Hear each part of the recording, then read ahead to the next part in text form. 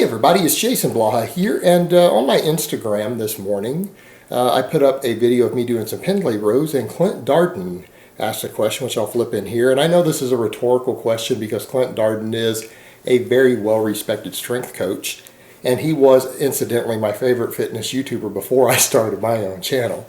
So I always like it when Clint comes over and interacts. I always appreciate that. But he wants to know, do I feel that these Pendlay rows, said rows in general, but we'll go with Pendlay rows, actually help the deadlift? Are they a good accessory for it, or are they just good for general strength, in my opinion? So let me put on my +5 hat of weaponsmithing, work on my crafting a little bit, and let's answer that. All right. I feel that the Pendlay row is, yes, it's an amazing power builder. I think it's a fantastic overall mass builder for your back, rear delts, biceps, forearms. But I think it is a fantastic overall power builder in general. But yeah, I do feel that it is an excellent deadlift accessory, and it's an excellent bench press accessory. And so let me discuss that a little bit. The reason I like it for the deadlift, and I personally feel that it carries over to my deadlift, and this is the reason I have Brittany doing these. If you guys watch her training footage also, when we put it up, I have Brittany do Pendlay rows every single workout as her final movement before she does abs. Do I feel it's an amazing deadlift accessory? Yeah. And think about it for a minute. When you walk up to a Pendlay row, yes, the biomechanics are different, but where do your feet go? Same position you deadlift in, right? They're in the same position that you perform a conventional deadlift in. Where is your hand position? Where are you gripping the bar on a Pendlay row? Usually real close to where you're going to grip on your deadlift, if not in the exact same spot. I personally do them the exact same spot. And when I train someone, I have them do them in the exact same spot so that their width on their stance and their grip on the bar is in the same position that they do a conventional deadlift in. So you're going to get some direct carryover in the sense of you're performing an exercise starting with the same foot position, the same hand position. That is just through specificity of training going to help you a little bit with that exercise. There should be some carryover. Now, it's also pulling from the floor. So again, any exercise that you pull from the floor is going to always have, in my opinion, some potential carryover to the deadlift. Why? Because the deadlift is all about pulling from the floor. Where is every single person just about on their raw deadlift weakest at? On the conventional deadlift. They're weakest off the floor. So any exercise that trains you to pull from the floor, whether it's a Pendlay row or a power clean or a clean and press, should in theory have some carryover to your deadlift. On top of that, it's an explosive exercise. It requires you to perform the Pendlay row correctly. It requires you to get your whole posterior chain in tight. And I think it can help with that with some of the mental cues for doing a conventional deadlift. Because again, you're getting everything tight in there, and then you're exploding using the lats, biceps, traps, all of that to move the weight explosively from the floor.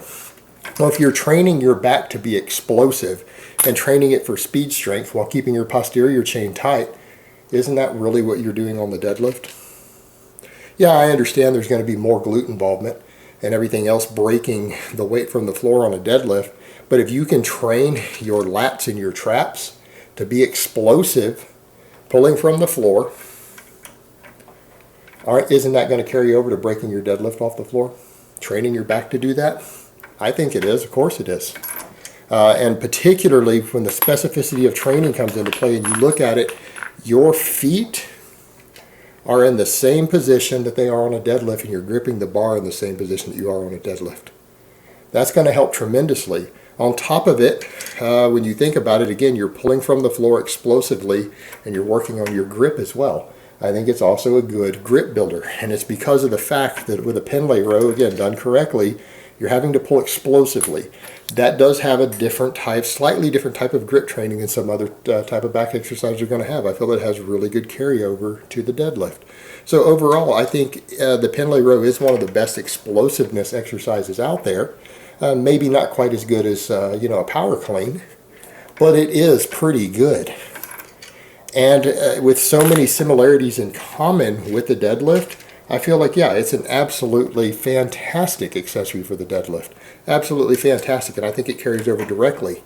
Furthermore, I feel that this exercise has good carryover to the bench press. Because unless you're doing an ultra wide bench press, you know, real wide bench press for competition or whatever, I'm a big advocate of training close grip for most of your training on the bench press year round, particularly off season, even for powerlifters. And for general strength, for people who don't compete in powerlifting, I would usually recommend the close grip year round as your primary chest press if you're going to do flat bench. Same thing even on the incline bench. I promote the same thing, the close grip, which means thumbs right there on the smooths. Well, where are you gripping the weight on a Pendlay row? Thumbs on the smooths. You're in the same grip position. What are you also doing? You're ratcheting up your lower body tight. Your whole posterior chain is tight. And you're pulling explosively with your back and pulling your scapula in tight on every single rep, right? You're pulling your scapula in tight on every single rep, and you're contracting them hard at the top with the explosiveness while keeping your posterior chain ratcheted up tight. How do you get good leg drive on the bench press? By ratcheting up everything tight in your posterior chain and digging in with your heels into the floor with your posterior chain tight. Well, isn't that what you're doing on the Pendlay row? And then you're training to pull the scapula together while digging the heels into the floor hard and with the posterior chain tight. Well, that's the same thing you do when you pull your scapula in on a bench press and you get everything set in tight. There are some definite similarities. Even though all the primary movers are different, the primary movers are completely different, you are still training yourself to ratchet up all those same muscles tightly and then contract the scapula while gripping the bar at the same width you would on your closed grip bench press. I personally feel that that's going to let you get tighter on your bench press. And if you can get tighter on your bench press while getting your heels dug in and driving through the heels off the floor, you're going to get better leg drive on your bench press. You're going to be more explosive on your bench press, right? On top of that, you're training all the opposing muscle groups for the bench press. Instead of using the triceps, you're using the biceps. Instead of using the anterior delts, you're using the posterior delts. Instead of using your pecs, you're using your latissimus dorsi.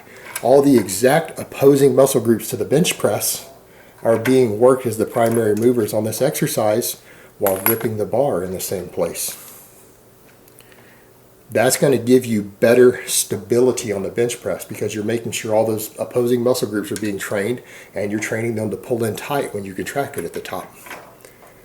So yeah, the Pendlay row carries over to the bench press also.